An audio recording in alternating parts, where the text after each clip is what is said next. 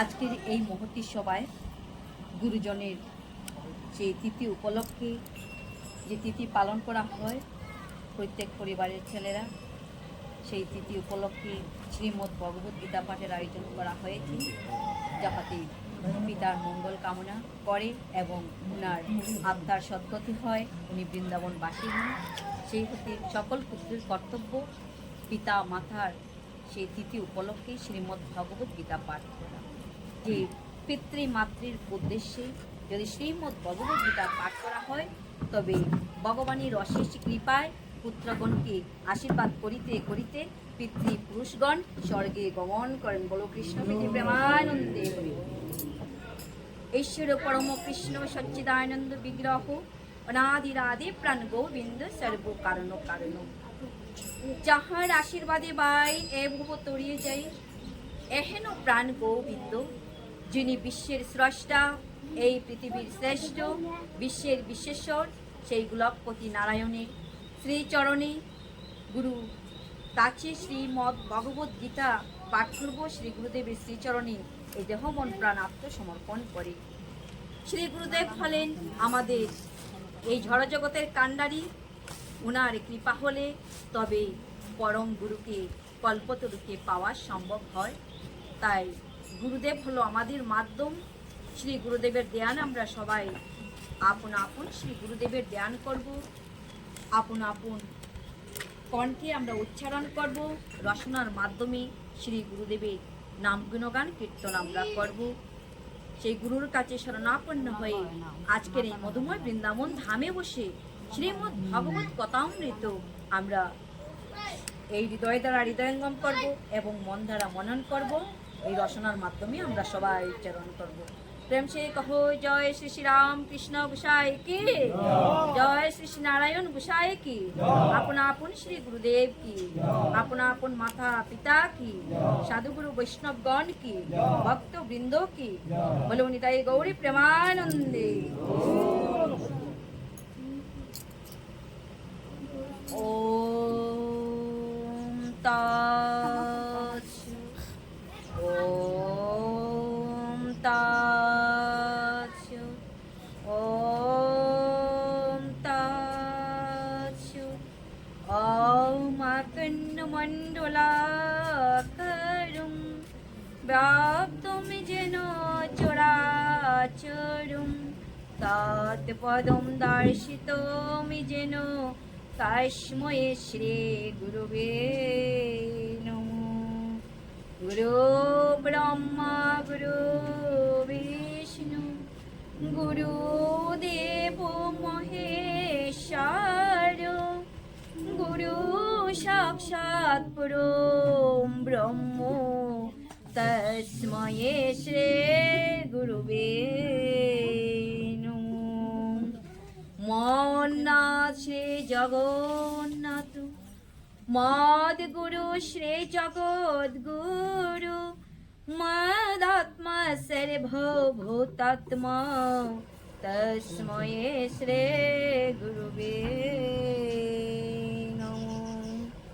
হে কৃষ্ণ করুণা সিন্ধু দীনবন্ধু জগৎপতি, গোপেশ গোপিকা কান্ত রাধাকান্ত নমস্তুতে। জয় শ্রীকৃষ্ণ হৃদয় গীতা সংসার মলো নাশিনী, জ্ঞানং ভক্তিং মুক্তিং ধাত্রীং গীতা দেবী নমস্তুতে। ওম বৃন্দায় তুলসী দিব্যৈ প্রিয়ায় কেশবস্য বিষ্ণু ভক্তি পদে দেবী সত্যবত্যৈ নমঃ। কৃষ্ণায় বাসুদেবায় হরয়ে পরমাত্মনে প্রণত ক্লেশনাশায় গোবিন্দায় নমো নমঃ। পাপহং পাপকর্মহং সদা হরি। আমাদের যারা ভক্তবৃন্দগণ এই শ্রীমদ্ ভগবত শিক্ষার্থীরা রয়েছেন, সেই নব শিক্ষার্থীদের জন্য এই বিধান রয়েছে যে সেই শিক্ষা অর্জন করতে হলে তৃণের মতো ছোট হয়ে, তৃণ শব্দের তো ঘাস, এবং বৃক্ষের মতো গাছের মতো সহিষ্ণুতা অর্জন করা সকলেরই কর্তব্য। কোথায় কি হলো, কে কি বলল, যাতে আমাদের সেই দিকে মন ধাবিত না হয়, শ্রী গুরু বৈষ্ণব পদে সেই মনকে সমর্পণ করে সেই নবশিক্ষার্থীর পদ আমরা গ্রহণ করিতে পারি। আর এইভাবে সাধুগুরু বৈষ্ণবের সবাই শ্রীমদ্ ভগবদ গীতা কীর্তন করিতে পারি। হরি হরি। তো ভগবান এতই কৃপালু, এতই দয়ালু। একজন বুবা যদি হয়, ভগবানের যদি অশেষ কৃপা বর্ষিত হয় তার উপর, সেও হরিবোল বলিতে পারে। তাই বলছে মতং গৌরতি বাচালং পঙ্গুং লঙ্ঘয়তে গিরিম যতি কৃপা তমহং বন্দে পরমানন্দ মাধব। পরমানন্দ মাধবের যত কিঞ্চিত মাত্র কৃপা বর্ষিত হলে পঙ্গু বড় বড় পর্বত গিরি লঙ্ঘন করে বৈকুণ্ঠ ধামে যাত্রা করিতে পারে এবং বুবা হরিবোল বলিয়া নাচিতে পারে, যদি ভগবানের যত কিঞ্চিত মাত্র কৃপা বর্ষিত হয়। ভগবানের কৃপায় কি না হয়, যা কিছু আজ আমাদের দৈনন্দিন জীবনে ঘটিতেছে সব কিছু শ্রী গুরুদেবের আশীর্বাদ এবং প্রাণ গোবিন্দের কৃপা। তেনির কৃপা ছাড়া, ওনার কৃপা ছাড়া আমাদের এই জীবনযাত্রা কখনো পরিচালিত হতে পারে না। ওনার কৃপার ফলে আজ আমরা দুর্লভ মানব জন্ম লাভ করেছি। মনুষ্য দুর্লভ জন্ম, অতি স্বাদের জন্ম। আর এই স্বাদের জন্মটা পাওয়ার একমাত্র উদ্দেশ্য হলো আমাদের পরম পিতার কাছে ফিরে যাওয়া। অন্য কোনো জীবের আমাদের মতো সেই রসনা নেই যে রসনার মাধ্যমে হরে কৃষ্ণ মহামন্ত্র উচ্চারণ করা যায়, যে রসনার মাধ্যমে ভগবানের নামামৃত, ভগবানের স্বয়ং মুখনিসৃত বাণী শ্রীমদ্ ভগবদ গীতা কীর্তন করা যায়। অন্য জীবের তুলনায় এই মানব জন্ম তাই শ্রেষ্ঠ। এই মানব জন্মটাই হলো উদ্ধারের জন্ম, মানব জন্মটাই হলো পরম পিতার কাছে ফিরে যাওয়ার জন্য সেই দুর্লভ জন্ম। এটা হলো আমাদের মানব জন্ম পাওয়ার মুখ্য উদ্দেশ্য। তাই কৃষ্ণ নাম ভজ জীব আর সব মিছে, আর পলাইতে পথ নাই জম আছে পিছে। জমের হাত থেকে আমরা যদি রক্ষা পেতে চাই, তাহলে একবার কৃষ্ণ ভজবাই বলো কৃষ্ণ প্রীতি প্রেমানন্দে।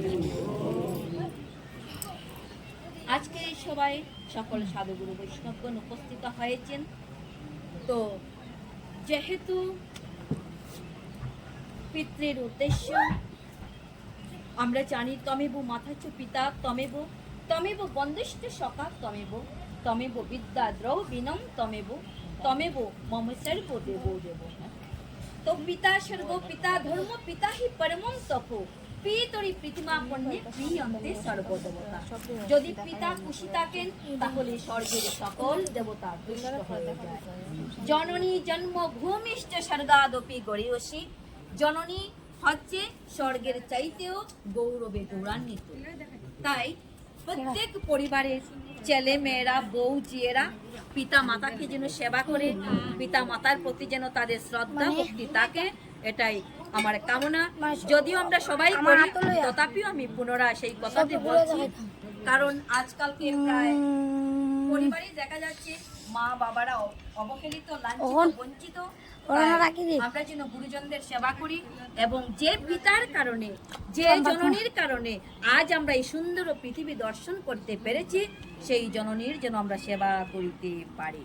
এবার সেই কথা বলেছে, কারণ মায়া মুক্ত জীবের নাহি শত কৃষ্ণ জ্ঞান, আর জীবের কৃপায় কইলা কৃষ্ণ বেদ আর পুরাণ।